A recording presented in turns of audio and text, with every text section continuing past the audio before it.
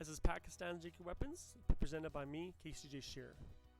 We're going over a few different subjects of just the nuclear weapons power, the intro to Pakistan's nuclear program, what's all in their arsenal, how that's compared to other countries, and why it matters.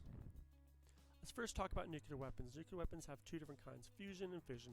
They both work similar in the fact that they cause a chain reaction, and each time one of those chain reactions kind of goes off, which the atom either splits or sends off pieces and combines in a different way, that it releases a large amount of energy.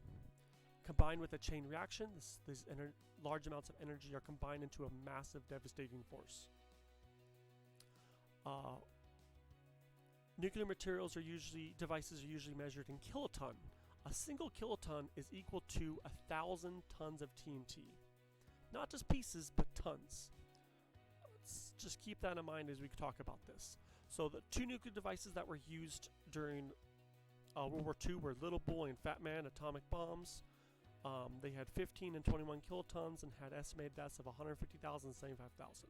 These devices were used at key locations on Japan to take out facilities in other areas.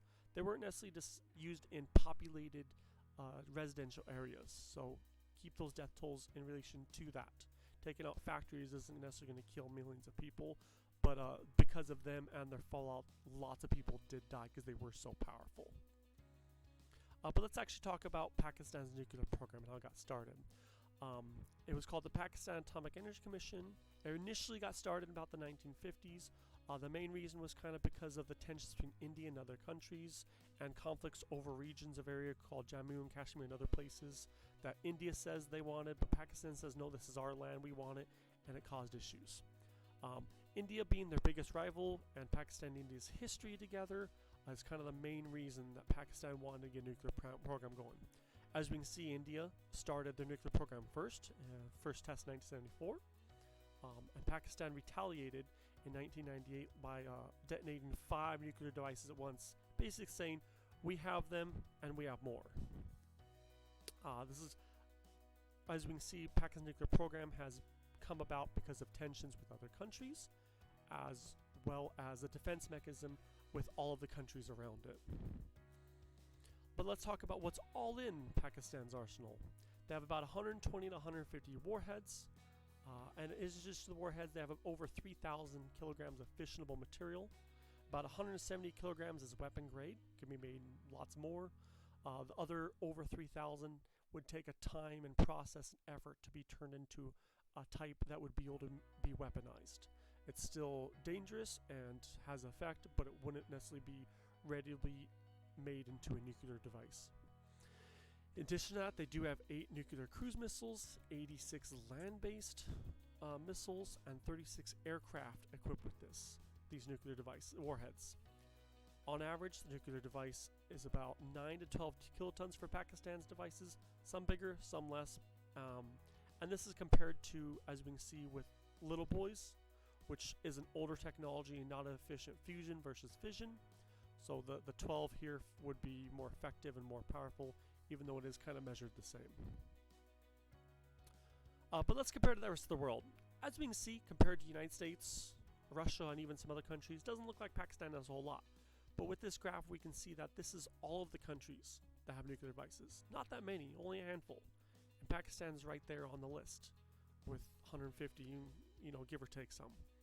As we can see, besides the United States and Russia, not a lot of countries have a lot. France and China have around 300, UK is about 200, but a lot of these countries are well known and different from Pakistan. And that's why we're going to talk about that, why it matters Pakistan has some and why this matters for us. First, before we get into that, I want to talk about 2 big things, the Non-Proliferation of Nuclear Weapons Treaty and the Fissile Material Cutoff Treaty. These are 2 treaties that are trying to come out to disarm, disable, and get rid of nuclear weapons. To either get rid of the material, but still keep the material for nuclear power plants, or have people disarm them altogether. Many countries have signed on to these treaties, and many countries are starting to disarm or disable or stop making more nuclear weapons. Pakistan has not got on board with either one of these. They have actually openly voted against them or told, no, we don't want to be a part of this. So that shows that they want to continue making more nuclear weapons. In addition to that, they're bordered by quite a few different countries, which have had known battles, conflicts, and issues not only with each other and other countries, but Pakistan itself. Pakistan itself has many terrorist organizations inside, has issues with the United States. One to name is the conflict with Osama bin Laden being hidden in Pakistan, and America coming in without Pakistan's knowledge and taking him out, causing quite a big strife and issue between the two countries. This all matters because nuclear weapons are so devastating. We're not talking about tens or dozens or hundreds of lives dying. We're talking about thousands or possibly millions of lives dying with just a single device.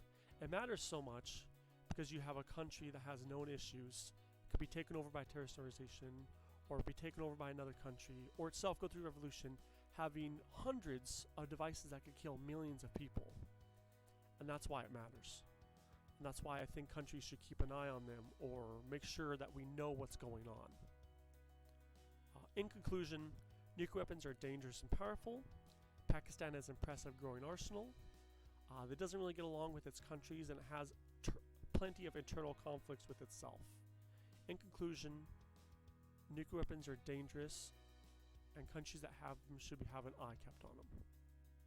We don't want a nuclear war or a third world war happening because of these such powerful devices. And with that, I'll leave you with my sources. Thank you.